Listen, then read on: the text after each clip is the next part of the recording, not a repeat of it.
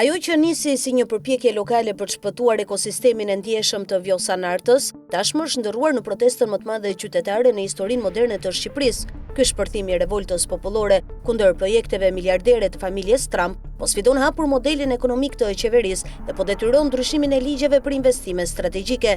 Jam këtu sepse nuk dua që toka e të parëve të mi të shitet investitorëve të huaj dhe të shkatërrohet prej tyre, thot një student universiteti, ndërsa mban në dorë një pankartë ku shkruhet: "Ndal korrupsionit, është mesnat." Në Tiranë, kryeqytetin e Shqipërisë, ndodhemi në mes të një proteste gjigande kundër qeverisë. Dhjetra mijëra njerëz po marshojnë në qendër të qytetit. Ky reagim qytetar është pjesë e një kryengritjeje të nxitur nga planet për ndërtimin e një resorti masiv luksoz. Projekti, i cili do të shtrihet në një zonë me ekosistem teje delikat në Bregdetin Jugor, pushtetet nga vajza e Donald Trump, Ivanka Trump dhe dhëndri i tij Jared Kushner. Protestat masive në Shqipëri po hyn tashmë në muajin e tyre të tretë. Flamingot janë kthyer në simbolin kryesor të këtyre demonstratave mbarkombëtare, të cilat nisën pikërisht për të kundërshtuar projektin ndërtimor në habitatin e ndjeshëm të shpendëve. Ky projekt bregdetar prej 4.6 miliard dollarësh synon të kthejë Sazanin, të vetmin ishull të Shqipërisë dhe ish bazë ushtarake e periudhës komuniste në detin Adriatik, si dhe një pjesë të madhe të zonës së mbrojtur Vjosanart në një kompleks gjigant me hotele, apartamente dhe vila.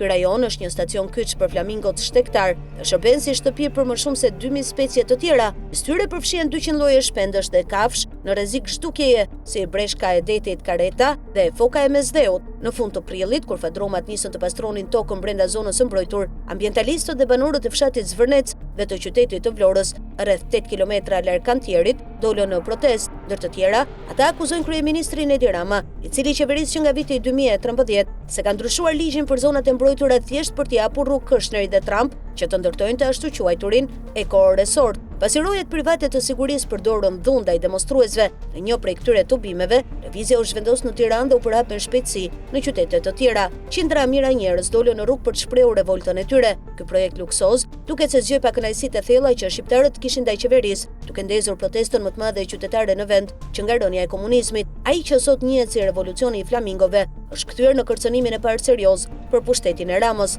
Planet për këtë projekt me 2 faza zën fill që në vitin 2021, kur Trump dhe Kushner vizituan për herë të parë rajonin. Disa muaj më vonë, ata i kërkuan Ramës leje për të investuar në një zonë që ishte pjesë e rezervatit Vjosanart. Gjërat morën hovë në fillim të vitit 2024, kur qeveria shqiptare ndryshoi ligjin për të lejuar investime turistike në zonat e mbrojtura. Fill pas kësaj, Kushner publikoi planet e para të projektit, i cili parashikon ndërtimin e deri në 10.000 vilave luksoze në një habitat kaq të ndjeshëm përgjatë disa prej plazheve të fundit të egra të vendit. Në dhjetor të atij viti, Rama i dha kompanisë së Kushner Atlantic Incubation Partners LLC statusin e investitorit strategjik, një mekanizëm i krijuar në vitin 2015 për thithur kapitalin e huaj. Ky status u lejon investitorëve të shfrytëzojnë pronat publike dhe të shmangin burokracitë administrative.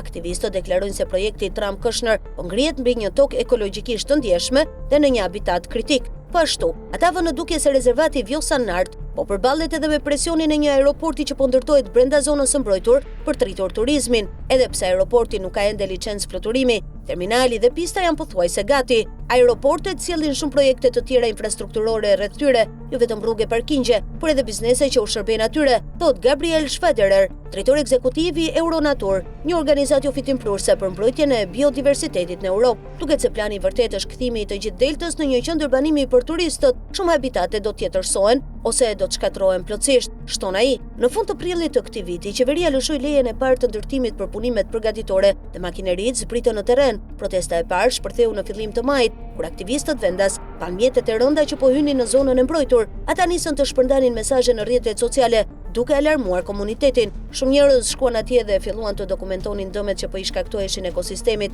Në atë kohë as vetë banorët vendas nuk e dinin se çfarë po ndodhte, thot Joni Vorpsi, ekolog dhe aktivist i organizatës Pipinea. Në mes të majit në Zvërnec, gjatë vijës bregdetare përballë lagunës së Nartës, u ngrit një gardh rrethues që të ruqi edhe më shumë vëmendje. Mendoj se ai gardh u ngrit që njerëzit të mos shihnin dhe të mos dokumentonin çfarë po bëjnë në kantier, shton Vorpsi, por në vend që t'i heshte njerëzit, gardhi e ngriti edhe më shumë zemrimin, që nga ai moment protestat u zhvendosën në qytetin e Vlorës. Tre protestat e para ishin thjesht kauza mjedisore, thot Baki Goxhaj, një aktivist me origjinë nga Vlora që u bashkua tubimeve. Pas protestës së tretë, diçka ndryshoi dhe lëvizja mori për masa më të gjera. Shpreh ai, ajo filloi të afronte njerëz të shqetësuar për korrupsionin, mungesën e perspektivës për vendasit e modelin e gabuar të zhvillimit të vendit. Më 30 maj situata u tensionua. Sipas Forbesit, roja e private të maskuara sulmuan protestuesit, duke lënë disa të plagosur. Lajmi i përdhunë ndaj protestuesve paqësor u përhap me shpejtësi dhe revolta plasi në mbar vendin. Në kulmin e saj me 20 qershor, rreth 250.000 njerëz u mblodhën në rrugët e Tiranës.